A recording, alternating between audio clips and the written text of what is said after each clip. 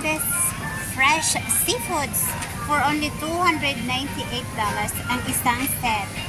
Yan, napaka-fresh ng kanilang diba? Sa mahilig ng mga seafoods, fresh na fresh. Super fresh. Super fresh. Wow, that's so huge. It's still moving. Có, ý là hầu do môn tại cái $80. And then crabs, different types of crabs.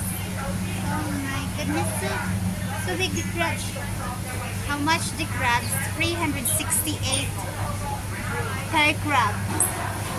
Wow, that's so expensive. See guys, very expensive.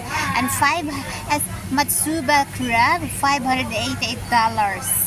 That's, and there's other crab. The blue king crab is this expensive one, $1,888.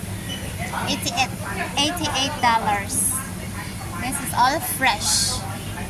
Still moving the fish. Fresh na fresh. Super fresh. Sa mahilig ng mga seafoods, here for you. Here's for you guys. You know, mas expensive na bumili ng mga fresh kaysa mga hindi na fresh. Ito naman is first slice, $180. How expensive. This is 100 pesos more. Equivalent to 700 pesos. So, this is the price. And you can buy this $50, one plate. And this one, this is skinless. Skin, diba? O, $80.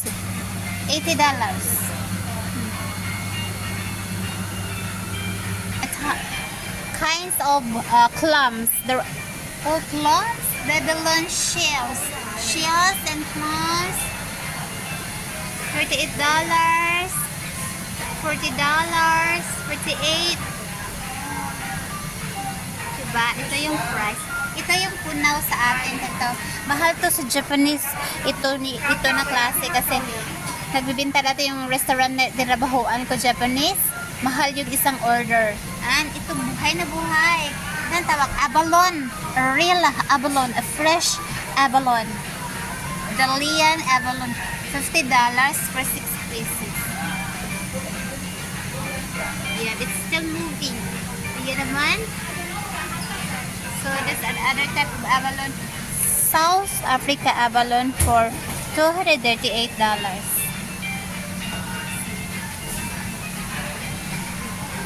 That's the price. Types of crabs, small crabs. And this type of shrimp is so weird. I don't know what type of shrimp is like. It's a mantis shrimp. Parang nakakatakot. This crabs, let's touch the crab. Ay! I can see the eyes of the crab. Ay! Nakikita niya yung kamay ko. And this, the small crabs. And ito naman yung lobster. Maliliit na lobster. Meron din sobrang laki pa. Ito nakita ko maliit lang. Nung pumunta kami sa restaurant dati, nung pumunta kami with my boss, sobrang taba ng ang haba ng hawakan natin. Mga gateto. Hi! Hi!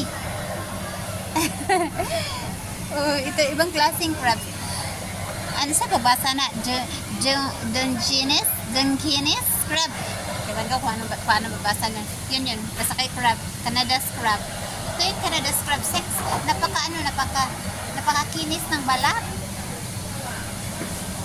Yan lang. Diba? Ang daming namimili. Kung mahilig ka ng crabs, syempre mahal din siya.